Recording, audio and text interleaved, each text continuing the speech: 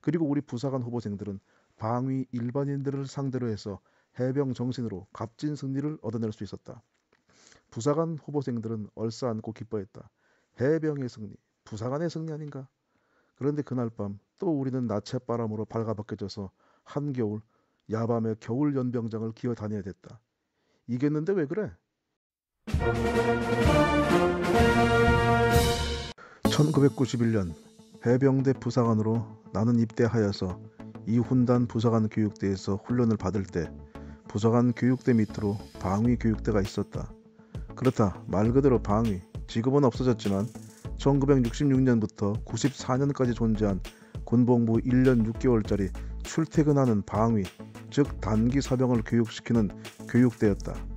당시에 이 훈단에는 장교 교육대가 없었으므로 부사관 교육대의 하우생들이 훈단의 훈련생들 중 가장 계급이 높은 왕이라고 해도 과언이 아니었다.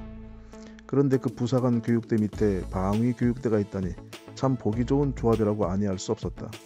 특히 부사관 교육대 훈련생들은 방위 교육대를 무서워했다. 왜냐하면 부사관 교육대의 훈련 교관은 항상 선착순을 시킬 때 저기 보이는 방위 교육대 편말 돌아 선착순! 하여튼 부사관 교육대 시절 방위 교육대 도는 뺑뺑이 선착순을 1000만 번도 넘게 했을 것이다. 그래서 훈련 교관의 입에서 방위! 이것만 튀어나오면 우리는 공포에 떨었다. 그러나 우리 부사관 교육대 훈련생들의 방위로 인한 고난은 방위 교육대 팻말이 전부가 아니었다. 어느 휴일날 우리 부사관 교육대 훈련생들은 방위 교육대 방위들과 축구 시합을 하게 됐다. 우리는 해병대가 방위 따위에게 지면 되겠나 하면서 의기양양하게 방위 훈련병들과 축구 시합을 붙게 됐다. 그런데 결과는 1대5로 부사관 후보생들이 대패를 했다. 너무나도 충격적이었다. 나름 공 잘 차는 애들로 뽑아서 내보냈는데 방위에게 5점이나 실점하고 패배를 하다니. 우린 해병대인데. 그러나 당시 방위교육대의 방위들은 600명이었고 부사관 교육대의 훈련생들은 150명이었다. 거기다가 방위훈련병들 중에는 포항 프로축구팀 선수들도 몇 명 있었고 지역 고교와 대학 축구 선수들이 적잖이 있었다. 그러니 해병대고 나발이고 축구 선수들을 상대로 어떻게 이길 수 있단 말인가. 오히려 그런 그들을 상대로 1점이라도 냈다는 것이 해병대의 용전분투 아닌가? 하지만 예상대로 시합이 있었던 날 밤 부사관 후보생들은 밤새도록 추운 겨울날 나쳇바람으로 연병장에서 빵빠레를 해야 했다. 해병대가 방위에게 졌단 이유로 말이다. 말이야 바른 말이지. 훈련교관 당신들이 한번 방위 축구선수들하고 볼을 차보시지? 한 점이라도 낼 수 있는가? 하지만 우리는 방위에게 진 못난 해병대로 겨울밤 발가벗겨진 채 연병장을 기어야 됐다.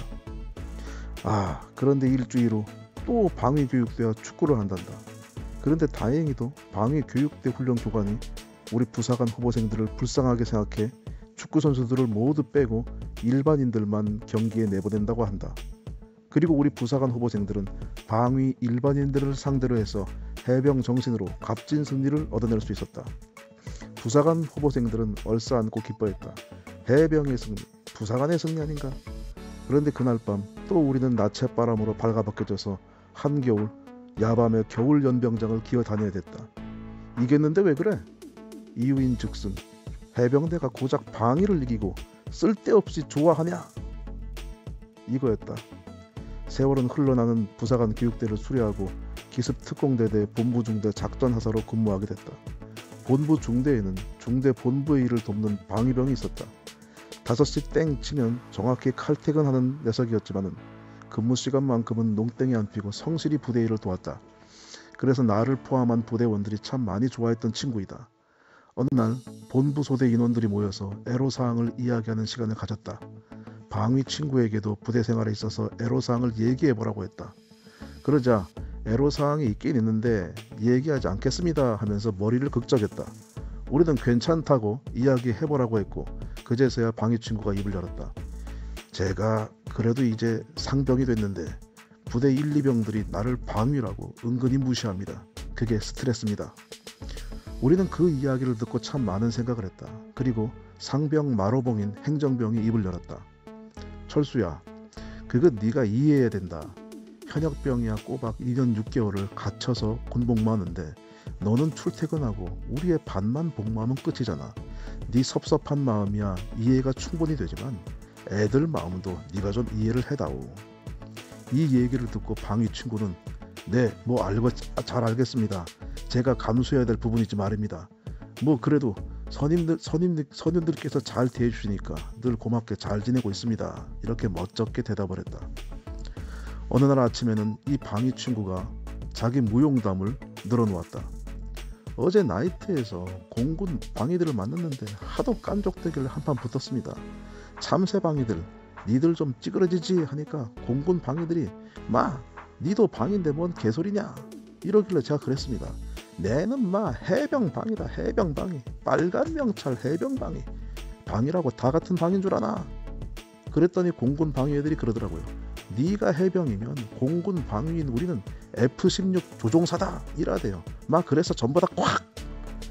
그 이야기를 듣고 해병 방위에게도 해병 스피릿이 있다는 사실을 느끼게 됐다.